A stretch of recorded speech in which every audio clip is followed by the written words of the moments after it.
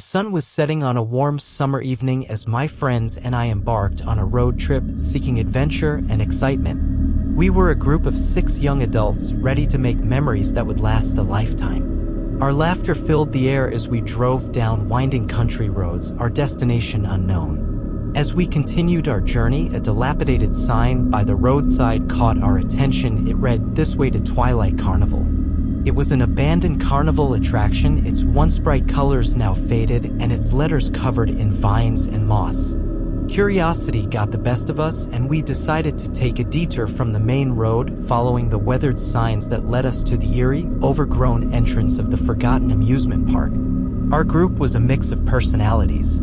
There was Sarah, the adventurous daredevil with fiery red hair that matched her spirit. Mark, the skeptical jokester who couldn't resist cracking wisecracks even in the face of the unknown. Emma, the sensible and resourceful one, always equipped with a first aid kit and a flashlight. Mike, the jock with a heart of gold, known for his loyalty and bravery. Lisa, the empathetic artist who saw beauty in the strangest places. And myself, Jake, the cautious thinker who often played the role of the peacemaker, trying to keep the group grounded.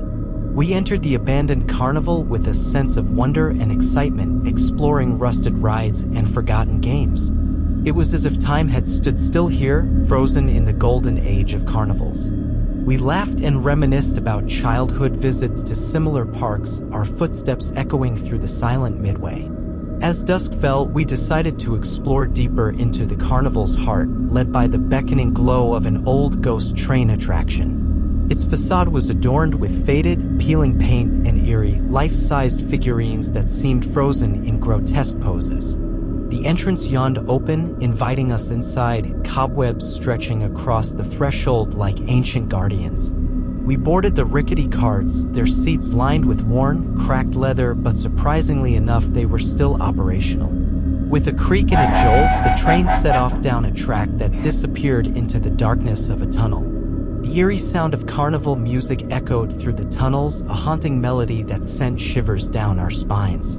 Nervous laughter turned to uneasy silence as we ventured deeper, the narrow walls of the tunnel closing in around us. The air grew colder, and an unsettling feeling settled over us. The tunnel seemed to stretch on forever, twisting and turning in unexpected ways. Faint whispers filled the air, a chorus of ghostly voices that seemed to echo from another world.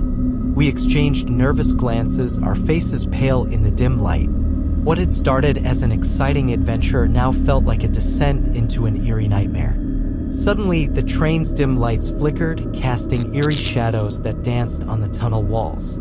The music, once a whimsical tune, distorted into haunting melodies that seemed to seep into our souls. It was then that we caught our first glimpse of something truly strange. At first, they were mere shadows lurking in the corners of the tunnel, their forms shifting and wavering like smoke. But as we approached, their grotesque shapes came into view. Their skin was pallid and stretched taut over bony frames, their eyes gleaming with malevolence. Twisted, elongated limbs reached out for us, their fingers ending in sharp, claw-like nails. These were some kind of creatures. Monsters. Dread gripped our hearts as we realized the horrors that lurked within these tunnels. We started running in a terrified state of panic. At this point, we were deep inside and lost. We had no idea which way to go. The monsters pursued us relentlessly, their grotesque forms haunting our every step. The tunnels seemed to shift and change, a nightmarish maze designed to trap us. Our attempts to escape only led us deeper into the heart of darkness, our footsteps echoing in the oppressive silence. There was no escape. Desperation forced us to confront the monsters head-on. With makeshift weapons fashioned from broken carnival props and trembling resolve, we fought back. The air was thick with the stench of fear and sweat as we clashed with these otherworldly creatures. Yet, our confrontation ended in failure, leaving us battered and badly wounded, our hope dwindling. In our darkest hour, we stumbled upon a hidden chamber within the tunnels, illuminated by eerie glow from an old bulb. There, we discovered a cryptic message etched into the stone by a past victim. The message read, "They fear the light. Use fire to weaken them. Find the heart of the maze. It is the key to escape." The words sent shivers down our spines, but they also ignited a glimmer of hope in our hearts. Armed with this newfound knowledge, we prepared to confront the monsters once more, determined to break free from the tunnel's nightmarish grip. Each member of our group had changed, their faces etched with determination and a grim acceptance of the horrors they had witnessed. We used the materials that we could find to create torches. "This is it," we said. We had no choice. The final confrontation took place in a chamber deep within the maze. The monsters emerged from the shadows, their grotesque forms illuminated by flickering torchlight. The air was thick with tension as we ignited the torches, their flames casting eerie shadows on the walls. The monsters hissed and recoiled from the light, their skin sizzling as if they were made of wax. The battle that followed was a frenzied, nightmarish dance of fire and fear. The monsters howled in agony as we fought back with a newfound determination. The chamber became a blazing inferno, the flames reflecting in the monsters' terrified eyes. Yet, even in the face of their agony, they fought back with a relentless fury.